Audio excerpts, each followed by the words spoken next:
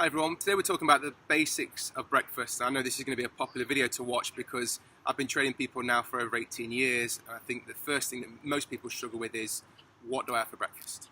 So I'm going to start at a basic level and build up from that, so there'll be more videos to come that will go into more details, but let's start off with people and breakfast. Now, I'm not going to cover fasting today. Fasting is where you obviously miss breakfast and go for a sustained period without food. That will be on another talk. Okay, so let's just talk about people that are just general health and fitness that need to look at their breakfast choices. So the first thing I'd say is, are you having breakfast? And if not, why not? Is it a time thing? Is it you've got the kids, you're sorting out them for school? You need to find time to get those nutrients in. Okay, so I'd probably start with just have breakfast. I start training somebody to say, this is my food diary, I look at it and think there's no breakfast there, or they're not having it till 12. First thing is start having breakfast. What it is, at this point, I really don't care because I just want to start your metabolism working. Okay, the second thing is, now we can start to look at the breakfast you're having, is it the same thing every day? And I'm not an advocate of same meals. People that say I have the same thing every day, I have chicken and broccoli every day, so I'm really healthy, Marvin. No, you're not, because you're having the same thing all the time. You're not getting any nutrients from other sources.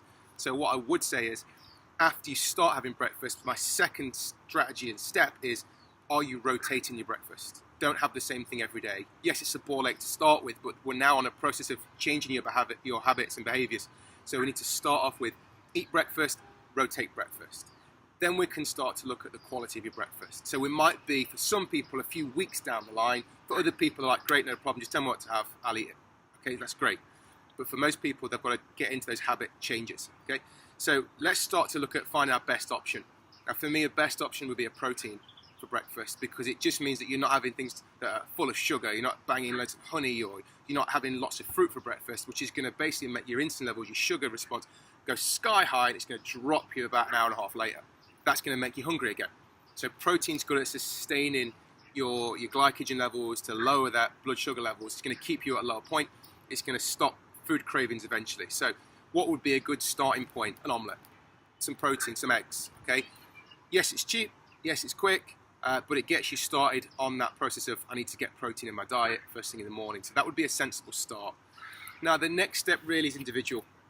I'm not going to be able to tell you specifically what to have, because that's going to be based on time, cost, body fat levels. Okay, and if anyone tells you otherwise, then I'm not sure what they're doing that's different to anybody else.